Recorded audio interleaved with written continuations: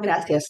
Entonces, sí, muy buenos días con todos. Quiero realmente darles la bienvenida a toda la comunidad latinoamericana, americana, que estamos aquí en este tercer simposio virtual de nuestro grupo de estudio latinoamericano de linfoproliferativos. Como mencionó el doctor Macías, soy la doctora Paredes, soy oncólogo, y manejamos como hematoncólogos también los linfomas. Y me acompaña y tengo el agrado y el honor de estar con la doctora Bonga Senap, que es hematóloga de Paraguay, ¿no? Entonces, vamos a conversar el día de hoy sobre lo que es el linfoma MALT y el desorden IgG4.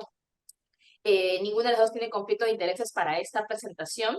Y antes de presentar el caso clínico, doctora, y a la concurrencia, yo quisiera conversar con usted por qué comienza para Latinoamérica o en general para el mundo a ser importante el hablar de IgG4 en su visión y como experta en linfoma MALT. Bueno, muy buenos días para todos y gracias al Grupo GEL por la invitación. Un honor para mí compartir con la otra Sally Paredes.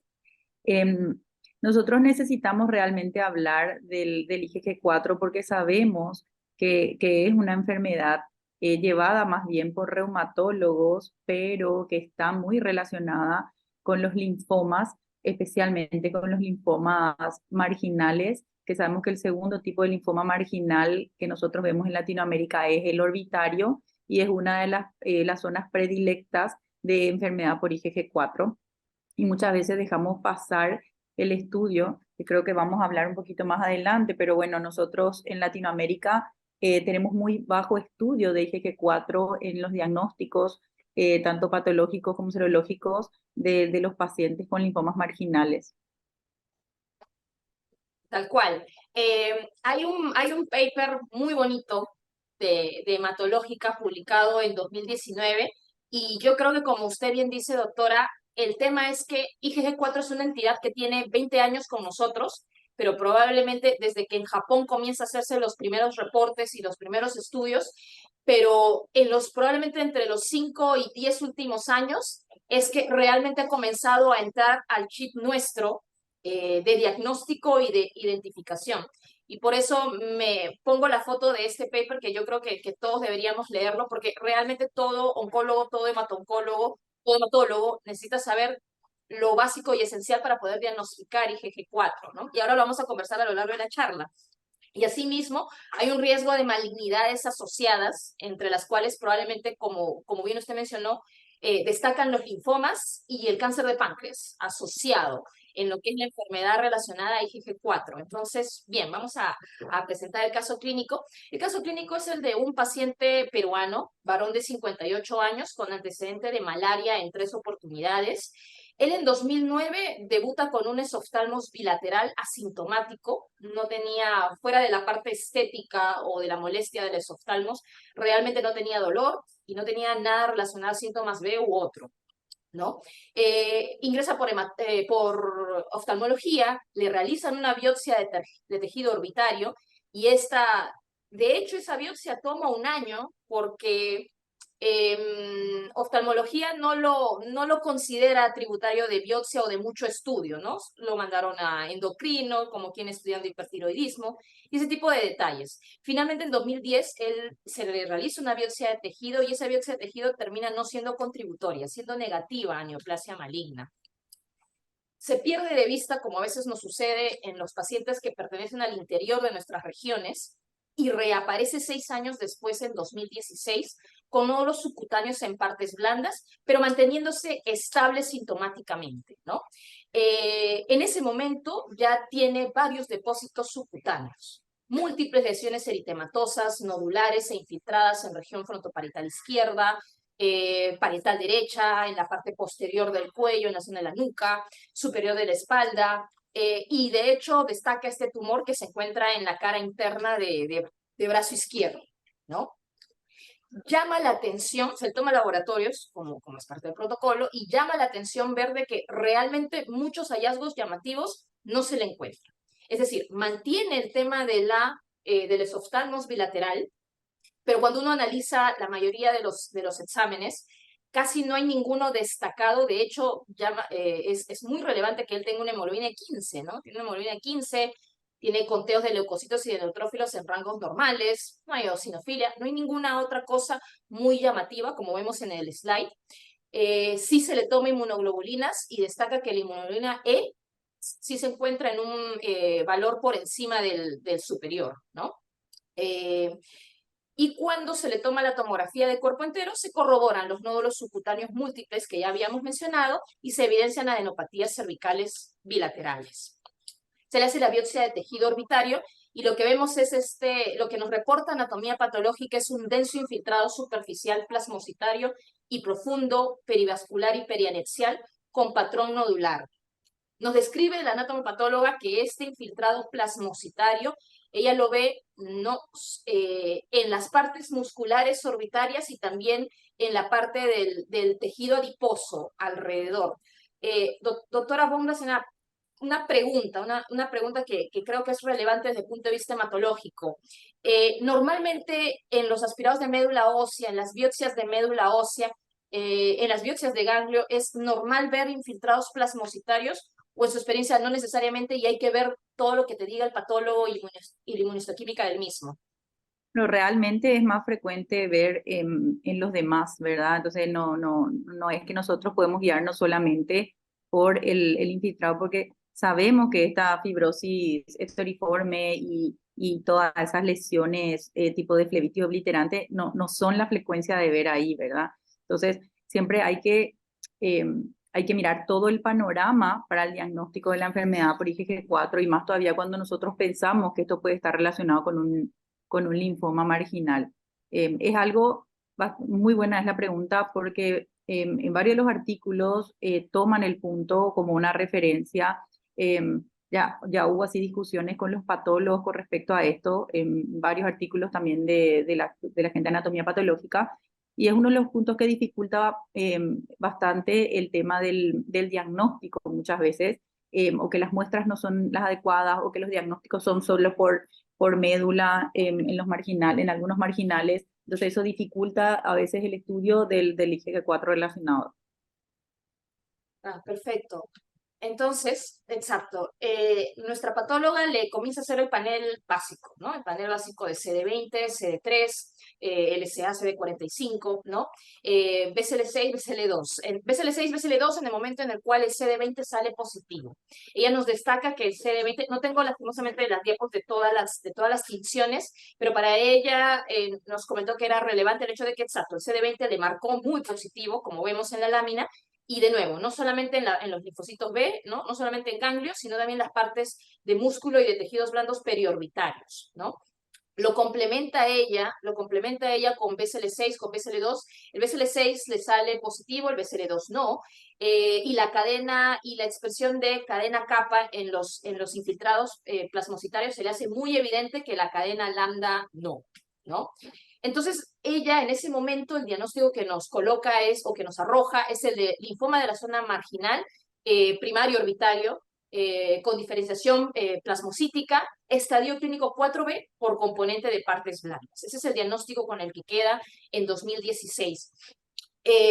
Para poder ponernos entonces en contexto, ¿no? ¿Cuáles son las entidades, doctora Bomblasena, cuáles son las entidades que nosotros debemos buscar, que debemos ahondar, considerando patrones de IgE elevada, patrones de eosinofilia, de infiltrados plasmocitarios en la anatomía patológica y linfadenopatías? ¿Cuáles son las características de este caso de las cuales debemos tomarnos para considerarlos de interés?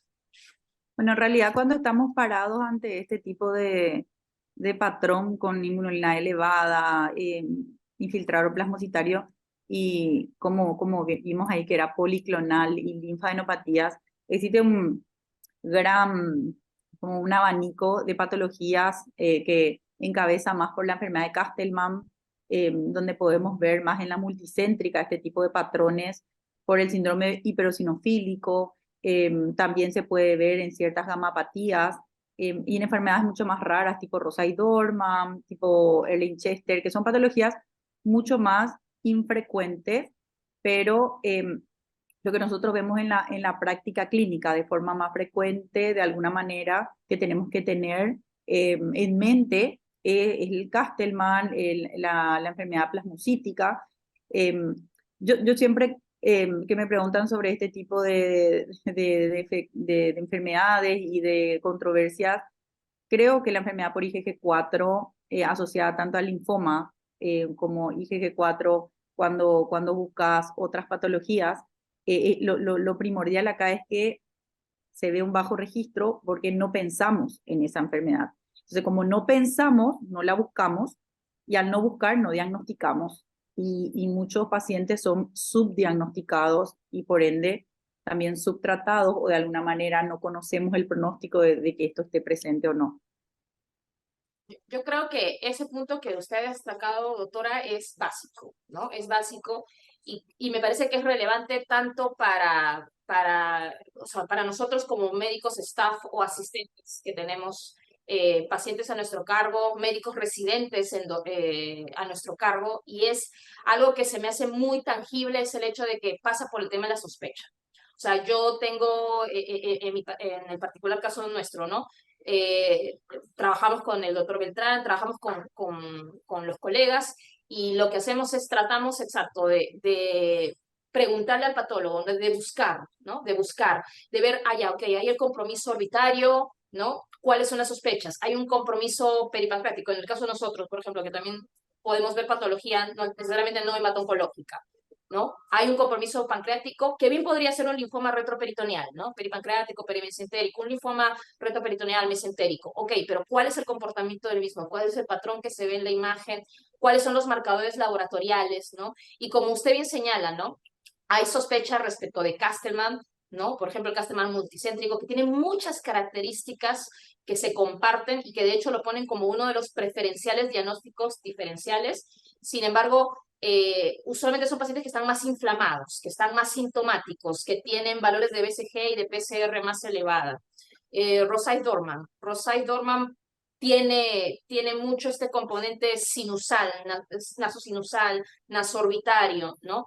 Pero es CD68 positivo, ¿no? Describen también, exacto, o sea, perdón, describen también, como bien mencionó usted, los síndromes de hipereosinofilia, porque el tema laboratorial está presente ahí, ¿no? Y ni qué destacarlo respecto de MGAS o un mieloma de células plasmáticas. Doctora, y en MGAS o mieloma de células plasmáticas, ¿cuáles podrían ser por ahí los factores con los cuales diferenciarlo de plano? Bueno, sabemos que estas gamapatías son monoclonales, que muy pocas veces nosotros vemos un patrón policlonal asociado a una gamapatía o a un mieloma. Entonces, nosotros tuvimos casos, bueno, se va a presentar otro día, ¿verdad?, de mielomas que debutan con un síndrome hiperosinofílico asociado, pero claramente al realizar el estudio de la monoclonalidad, uno ve o sea, un componente de células bien clonales en general, no es policlonal, entonces eso ayuda bastante digamos que a eliminarlo de los diagnósticos, ¿verdad? Y tener siempre en cuenta que estos pacientes tienen afectación monoclonal de cadenas ligeras, es muy difícil tener policlonalidad en estos casos, a no ser que estén asociados a una enfermedad metacrónica al mismo tiempo. Perfecto, ajá. Y exacto, ¿no? Finalmente otras grandes simuladoras, Erheim Chester, que también tiene sus propios compromisos, que tienen patrones también de C68 positivo, y que tienen compromisos sistémicos, no tanto por el lado de ganglionares necesariamente, sino también compromisos de hueso, y ni qué decir, uno de los principales diferenciales que suele ser el linfoma, ¿no? Eh, y pasemos, doctora, ahora a la localización. ¿Cómo debemos comportarnos los hematólogos, los hematoncólogos, cuando vemos compromisos oculares, cuando vemos pacientes así como este paciente? Bueno, nosotros cuando tenemos una sospecha de compromiso ocular, yo creo que por frecuencia lo primero que siempre sospechamos es un marginal orbitario, ¿verdad? O sea, eso es por lo que vemos todos los días, solo que no tenemos que olvidar que segundo lugar podemos encontrar la enfermedad relacional IgG4, también están los linfomas de las células B grande difusa o enfermedades inflamatorias no IgG4, ¿verdad? Pero si nosotros vamos a hacer un comparativo de frecuencia con respecto al mal y la enfermedad por IgG4, en primer lugar tenemos marginales y posterior ya viene el IgG4 por encima del porcentaje de pacientes que va a tener un linfoma de células B grandes difusas. Entonces, ahí es donde entra la insistencia de pedir al patólogo que marque IgG, IgG4 para que podamos hacer nosotros nuestra correlación diagnóstica y ver si está asociado o es una enfermedad autónoma. La insistencia, doctora. Tenemos, por ejemplo, a veces un paciente que ya en la adenopatía cervical le salió el linfoma mal, ¿no? El linfoma marginal, pero tiene el infiltrado orbitario y uno lo manda a oftalmo a la biopsia y el oftalmólogo no te dice, ¿pero para qué? Ya tiene diagnóstico. No sé si les pasa a ustedes también.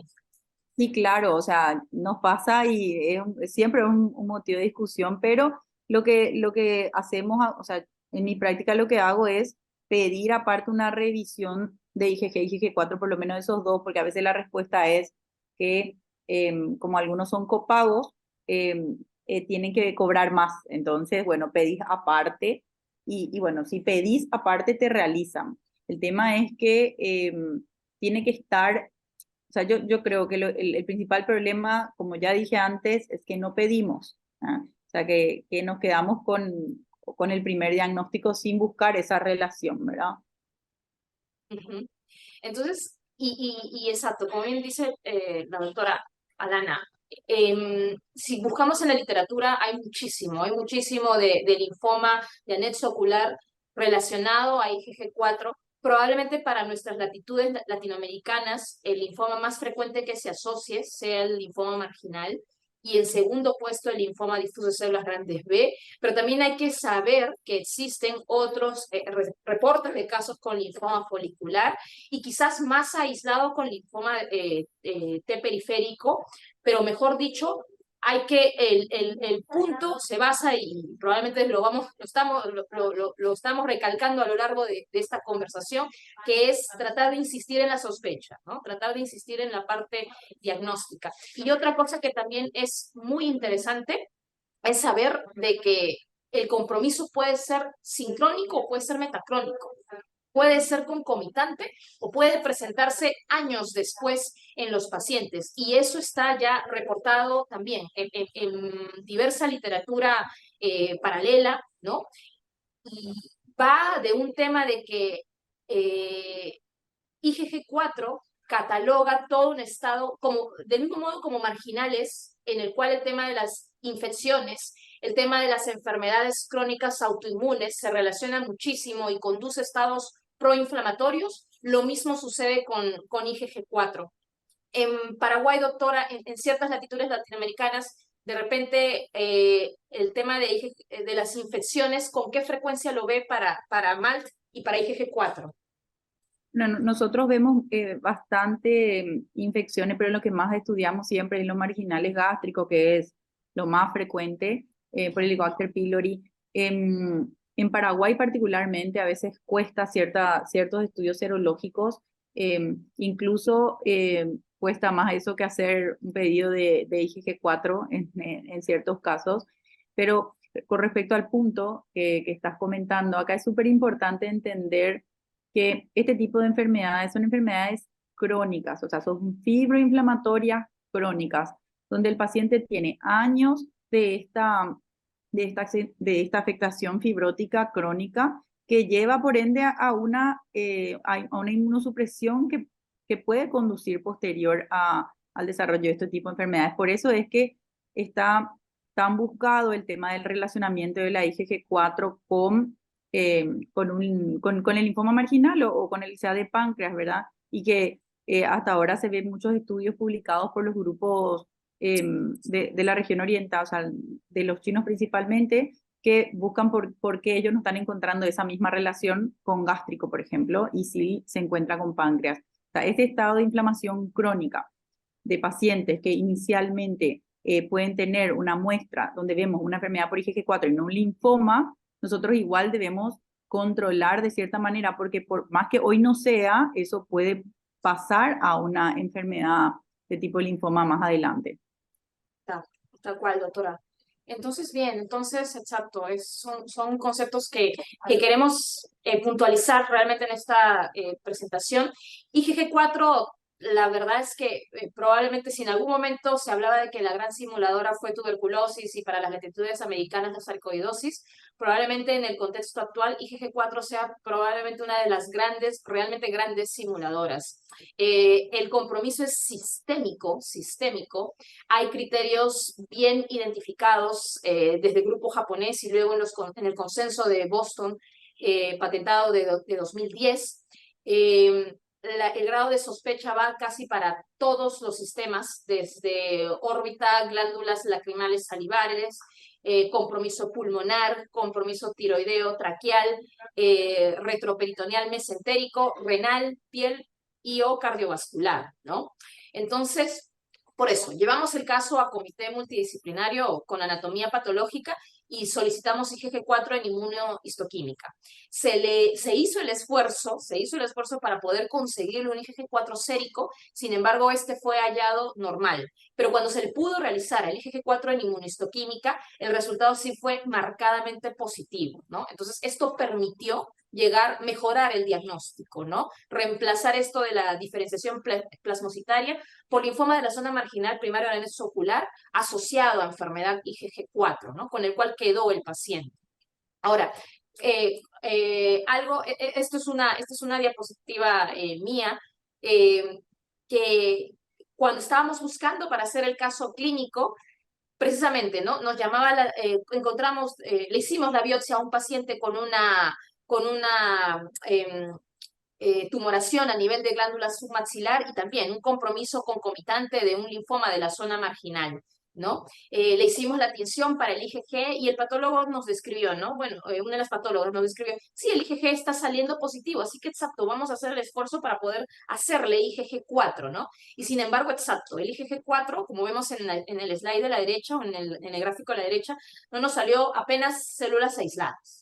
¿No? Entonces, hay un criterio porcentual, ¿no? Hay un ratio IgG4 sobre IgG que es relevante para efectos diagnósticos y es también importante saber que a nivel anatomopatológico, finalmente no todo IgG positivo en inmunistoquímica termina siendo IgG4 al final, en la parte diagnóstica.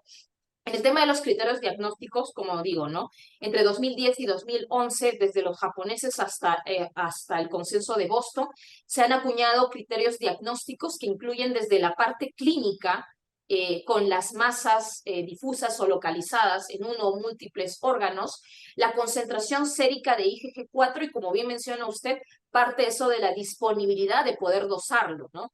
En Perú, probablemente dosar IgG4 nos debe costar aproximadamente $100, 100 o $120, que no siempre para pacientes del interior les sea accesible. Usted me mencionaba que también pasaba por un tema de copago en el caso suyo, doctora. Sí, o sea, y por lo que vi en los grupos de pacientes reportados de toda Latinoamérica, a veces no son incluidos por un copago como es también acá en Paraguay. Hay algunos países que sí lo incluyen, pero nosotros particularmente no. Podemos dosar séricamente IgG total, pero IgG4 no, por lo menos en nuestro hospital, sí pagado de forma externa. Y con respecto al estudio patológico, sí, sí o sí. Tiene que ser pedido aparte y pagado. Tal cual, o sea, además, exacto, tenemos esa barrera administrativa, ¿no? O sea, finalmente, si pudiésemos hacer la sospecha clínica y propulsar la búsqueda, igual nos enfrentaríamos ante la barrera administrativa, ¿no? Pero de todos modos, exacto, la idea es también portar, a partir de esta conversación, portar de armas entre nosotros mismos para poder sustentar el pedido, ¿no? Y poder hacer las cartas de garantía y de copagos, ¿no? Y entonces, el tercer diagnóstico o el tercer criterio que es también bastante importante y que acuñaron los japoneses fue el tema histopatológico, ¿no? Que va del infiltrado plasmocitario marcado en linfocitos. Estas dos palabras que tratamos de propulsar en el patólogo, la fibrosis estoriforme y la flebitis obliterante, ¿no? Que son los criterios histopatológicos que buscamos que ellos logren encontrar y que alguna vez en conversaciones ellos nos han dicho también que no siempre se encuentra. No siempre se encuentra y probablemente, o sea, no, finalmente es un criterio diagnóstico, pero por más que uno le pregunte, no siempre lo vamos a tener, no siempre lo vamos a ver en la morfología, ¿no? Entonces, para ellos, el tema del IgG4, del ratio IgG4 sobre IgG más de 40%, o más de 10 células IgG4 en campos de alto poder, es probablemente una de las cosas que más se les hace relevante, ¿no? Y como bien describieron los doctores Okazaki y Umeara al mismo tiempo, el tema en IgG4 es poder diferenciar de todas las otras estirpes, todas las otras posibilidades diagnósticas, linfomas, cáncer en general, reumatológicas tipo Sjögren, colangitis esclerosante, fibrosis retroperitoneal, Wegener, Shure-Strauss, etcétera, ¿no? Es por eso que los patólogos, considerando el hecho de que, exacto, de que el tema de la fibrosis y la flebitis no siempre se ve, por eso es que nos plantean el tema de que la inmunistoquímica de IgG4 es probablemente una de las condiciones más definitorias del tema diagnóstico y sobre las cuales debemos propulsar la realización de esta. ¿Y por qué? Porque en general si un paciente tuviese plasmocitosis, se vería el número de células IgG4 positivas incrementadas. Y si no establecemos un ratio adecuado o un conteo absoluto de células que sea de relevancia, podríamos caer, ¿no? Como lo vemos aquí, que sea marcadamente positivo, ¿no? Podríamos caer en el tema de que se vuelva un saco ¿no? Un saco de diagnóstico. Hay que saber también que existen hasta 5 tipos patológicos, 5 subtipos patológicos que, si bien probablemente pueda ser difícil de recordar, es valioso poder adicionarlo al workup, al tema de trabajo, ¿no? Que conversamos con el anatomopatólogo, que va desde el tipo 1, que tiene un patrón muy parecido a Castleman, el tipo 2, que tiene un patrón más similar a hiperplasia folicular, o sea, esas hiperplasias foliculares que exacto salen negativas a neoplasia maligna, ¿no? Que queda solamente como algo reactivo y que se dice pasemos a control. El tipo 3, que es la expansión paracortical, el tipo 4, que es la transformación progresiva a células centrogerminales, y finalmente el tipo 5, que se asocia a pseudotumor inflamatorio. Y exacto, dentro de nuestro, además de que tenemos Rosai-Dorman, tenemos Erheim-Chester y demás acrónimos, tenemos pseudotumores inflamatorios, tenemos varias otras, ¿no? Varias otras estirpes que agregar a nuestra sospecha diagnóstica, ¿no? Entonces, por eso es que nos plantean de que, exacto, el tema histológico lo tenemos que usar muy bien porque si no, podríamos, y nos ha pasado que, este paciente es IgG4, ¿no? Pero hasta que no le hacemos la inmunistoquímica, se corrobora, ¿no? O mejor dicho, se corrobora que no era, finalmente, ¿no? Entonces, hablemos de la parte de imagen. ¿Qué reportes existen, doctora, para poder diferenciar bien MALT, IgG4? ¿Cuáles son las captaciones en tomo o en PET? ¿Cómo podemos acoplar las técnicas de imagen que tenemos ahora a nuestro plan de trabajo? Bueno, nosotros, o sea, la mejor forma de valorar una enfermedad por IgG4 a nivel de la región ocular, que es lo que más frecuentemente vamos a ver, es por medio de una resonancia. Y siempre hay que tener en cuenta que este tipo de enfermedad inflamatoria respeta la región tendinosa en la resonancia, o sea, los tendones son respetados. Se ve una afectación del recto lateral, se ve una afectación de las glándulas de la zona, pero los tendones están preservados cuando vemos una resonancia. Sin embargo, el gol para estudiar las glándulas salivales, que es el tercero en frecuencia, sigue siendo la ecografía. Y lo que más debe llamarnos la atención cuando evaluamos una ecografía de un paciente donde podemos sospechar es que estos pacientes tienen una hipervascularización glandular que es diferente a lo que nosotros vamos a ver en una enfermedad inflamatoria del tipo Sjögren, donde estas hipervascularizaciones son en punteado, a diferencia de lo que vamos a ver en una IgG4 que vemos bien hipervascular, ¿verdad? Entonces, realmente para lo que nosotros como hematólogos en la práctica clínica vamos a hacer de forma frecuente, lo mejor es tener en cuenta que para valorar IgG4 a nivel ocular, la resonancia y a nivel de las submaxilares, ecografía, teniendo en cuenta estos parámetros que son marcatorios para cada uno de estos, ¿verdad? Tal cual. Doctora, alguna vez seguro yo le preguntaba en alguna conversación previa que hemos tenido, ¿cuál es el rol del PET?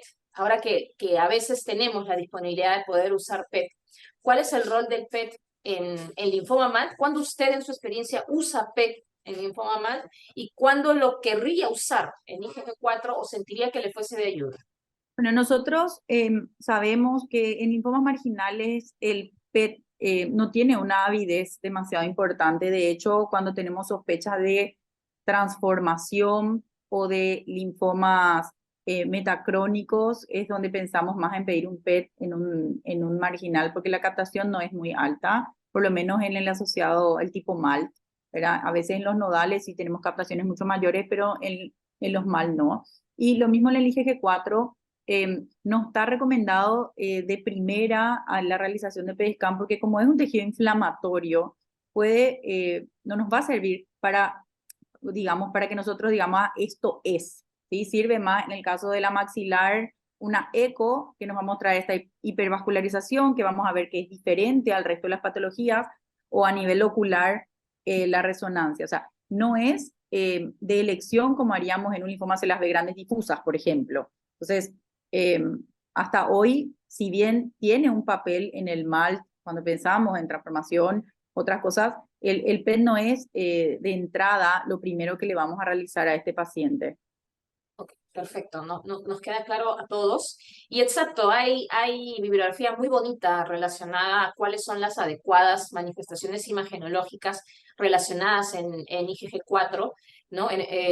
La otra muy bien ya nos ha dado además los destaques al respecto y realmente, ¿no? Realmente vale la pena que nos tomemos el tiempo adecuado para poder conocer bien la entidad y saber hacer exacto la sospecha diagnóstica y también saber los exámenes de imágenes que pedir para no entrar exacto en un tanto sobrediagnóstico como en un sobregasto de recursos, ¿no? Más aún en nuestras instituciones, donde recursos como el PET u otros nos son esenciales y buscamos destinarlos finalmente a los pacientes que lo necesitan, ¿no? Como los difusos o como los Hodgkin, que viene a puntualizado usted, ¿no? Entonces, exacto, el paciente con el diagnóstico que ya habíamos planteado, ¿no? Recibe R-CHOP por 6 cursos, ¿no? Finalmente con adecuada respuesta clínica en 2016 y 7 años después continúa vivo al seguimiento sin evidencia de recurrencia ni de la parte marginal, ni tampoco, ¿no? Del crónico, de la enfermedad crónica por el IgG4. Doctora Lana, acá yo le dejo completamente la posta a usted y es, ¿cómo nos ha ido a la TAM en términos de manejo del linfoma MALT? ¿Cuáles son las diferencias que usted ha visto? ¿Cómo nos ha ido, doctora? Bueno, la verdad, lo que ocurre mucho en los pacientes reportados, nosotros tenemos una publicación que fue en Hemosphere, que enviamos a EJA este año, donde lo que hicimos fue, tenemos 120 pacientes y empezamos a analizar punto por punto qué le pedíamos a estos pacientes, qué era lo frecuente. Y imagínate, Sally, que en estos 120 pacientes, menos del 20% de estos pacientes tenía realizado, por ejemplo, IgG4, y la mayoría de los pacientes, o sea, de los pacientes reportados que no tenía IgG4 era porque en el centro no se realizaba IgG4 por inmunistoquímica y algunos porque no eran solicitados directamente. Entonces, nosotros vimos esa amplia diferencia en el diagnóstico, o sea, en no pedir o en no tener el acceso. Y en términos de manejo terapéutico, nosotros sabemos que hoy la primera línea ideal que llega a las mejores respuestas, menores toxicidades, menor número de ciclos, es el estudio del grupo GELTAMO, que es el que hace redenda por 4 ciclos para los linfomas MALT.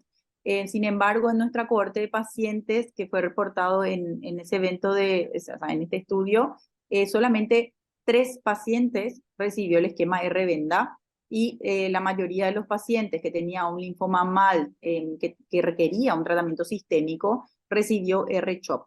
Entonces, si bien las respuestas con el R-CHOP no son malas, no son las mejores, y el problema era, en nuestro reporte, el problema fue el acceso a la bendamustina en los diferentes países que reportaban las muestras.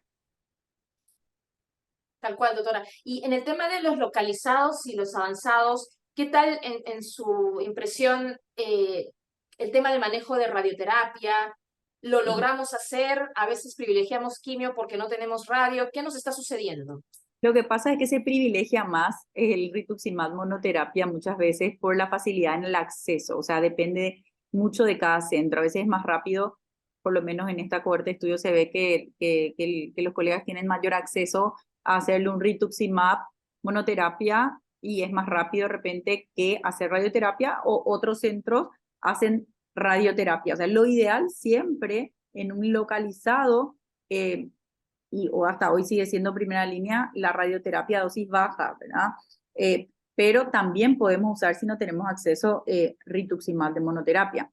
Pero con respecto a los efectos y la toxicidad, la radioterapia es de elección en los localizados, pero nosotros hacemos mucho rituximab monoterapia.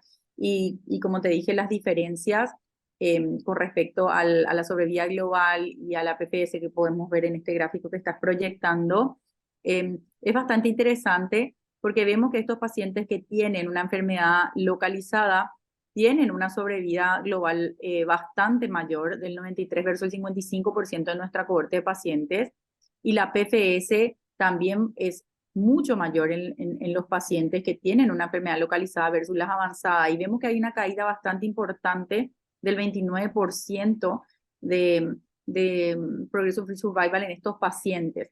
Entonces, yo creo que a lo mejor nosotros, al mejorar la primera línea de tratamiento en los sistémicos o en los estadios avanzados, vamos a poder mejorar esta PFS que tenemos hoy en este estudio. A nosotros nos pasa, y me gustaría si el resto de la asistencia también quisiera compartirme su experiencia, a nosotros nos pasa que, por ejemplo, conversamos con los colegas de radioterapia para efecto de la región orbitaria y a pesar de que insistimos en el protocolo de bajas dosis 20 Grays, igual el colega de radioterapia, bueno, además de por el tema de los retrasos y las demoras, el colega le manifiesta es que tienes riesgo de catarata, tienes riesgo ¿no? De afectación posterior. ¿Cómo le ha ido en eso a usted? Bueno, no, a nosotros nos pasó, o sea, exactamente igual, pero ayudó el sentarnos, o sea, yo particularmente me senté a hablar con uno de los radioterapeutas que trabaja en mi hospital, le mostré todos los estudios y ya tengo experiencia de que le han realizado las dosis disminuidas, el paciente estuvo muy bien, no vimos efectos de toxicidad más importantes. La verdad que yo creo que a veces es sentarte y discutir un poquito y siempre discutir claro, con los papers que avalan que el uso de la radioterapia es de elección. Lo que pasa también es que a veces el paciente tiene miedo porque le dicen vas a perder tu ojo, o sea, lo que más pasa en el ocular, ¿verdad? Entonces a veces, bueno, hay que sentarse y ver con el paciente, darle todos los pros y los contras de la terapéutica que vamos a dar y bueno, finalmente es el que va a recibir. ¿Qué suele elegir cuando es compromiso bilateral, doctora? Porque a veces es fácil decidir en un unilateral, pero cuando es compromiso bilateral, ¿qué privilegia? Como me Cuando lo... es, cuando es bilateral, el ritu. Cuando es bilateral, nosotros hacemos más rituximab que, que hacer radioterapia. En el que es unilateral y que está ahí localizadito y, como se dice, el más lindo de todos, ese sí, radioterapia. Ajá, buenísimo. Muy bien, entonces, otra cosa que también me llamó la atención del paper es que es difícil que estos pacientes entren en oportunidades de ensayos clínicos. Ujú. Es Eh, difícil, pero es difícil por el acceso que nosotros tenemos en Latinoamérica a los ensayos clínicos principalmente. Pero si vos revisás estudios de los grupos, uno de los grupos que tiene más estudios fuera de lo que es fuera de lo que son los japoneses, también son los italianos, por ejemplo, y tampoco tienen mucho acceso a ensayos. Ahora con los estudios de CAR-T, vemos que los linfomas de bajo grado en general son incluidos con el folicular y hay así un porcentaje enorme de pacientes con folicular y un porcentaje mucho más pequeño de, de pacientes con marginales, ¿verdad? Pero realmente yo creo que el linfoma marginal es una tarea pendiente de todos los grupos de trabajo que lo estudian, tanto europeo, latinoamericano, todos, porque realmente si ustedes buscan, no hay muchos estudios clínicos de ensayo para estos pacientes. Tal cual, perfecto, doctora. Muy bien, entonces, como conclusiones, esperemos que realmente, coméntenos, ¿no? Respecto a la discusión y esperemos realmente que, exacto, que hayamos podido contribuir de agregar al plan de trabajo diagnóstico la enfermedad relacionada a IgG4, la cual es una entidad que ha sido subdiagnosticada, pero el objetivo realmente es tenerla presente, ¿no? Tenerla presente y como sospecha de diagnóstico clínico. Si quisiéramos simplificar IgG4 de manera que, como quien dice, lo consideremos de una forma más rápida, ¿no? Probablemente sería el tema de la eosinofilia, el tema de los infiltrados plasmocitarios a nivel anatomopatológico y la presencia de linfadenopatías. Y sobre la base de esos tres factores, comenzar a pensar cuáles son los otros parámetros laboratoriales y clínicos y de imagen que contribuyeran o no a la sospecha y al diagnóstico final. Como siempre y como en toda patología y como creo que sucede en hematología, en hematoncología, la unidad clínica con anatomopatología y con las diversas especialidades, ¿no? Y la discusión multidisciplinaria son pilares para el diagnóstico.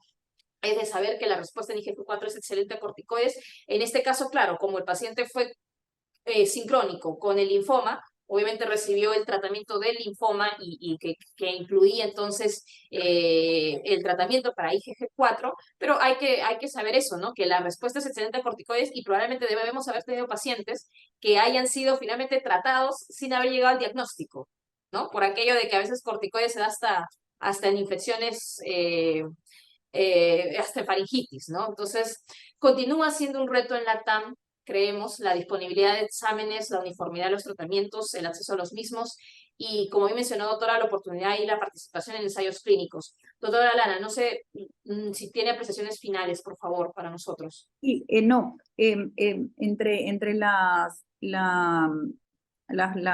conclusiones, nomás recordar que, bueno, esta charla enfocamos bastante a lo que es IgG4, pero siempre es de elección el tratamiento erradicador del germen que puede estar asociado cuando hablamos de enfermedades infecciosas, como la primera línea de tratamiento, tanto en las que son gástricos como en los no gástricos.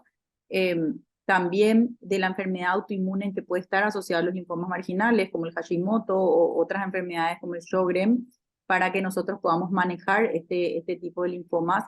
Y luego de estas terapéuticas, tanto erradicadoras de los gérmenes como de la enfermedad asociada, entran lo que son las terapéuticas de los localizados versus los diseminados, como la radioterapia, la monoterapia con RITU, el R-Venda, el R-CHOP, etc. Entonces, es importante recordar siempre eso y yo creo que a todos los que me escuchan hablar de marginal en algún momento, siempre insisto mucho en el tema de la terapia erradicadora y más cuando hablamos de los gástricos, que sabemos que tardan en remitir y que a veces nosotros nos apuramos en tratamiento sistémico, siendo que podemos hacer, el tratamiento erradicador puede demorarse y las evaluaciones deben ser frecuentes, ¿verdad?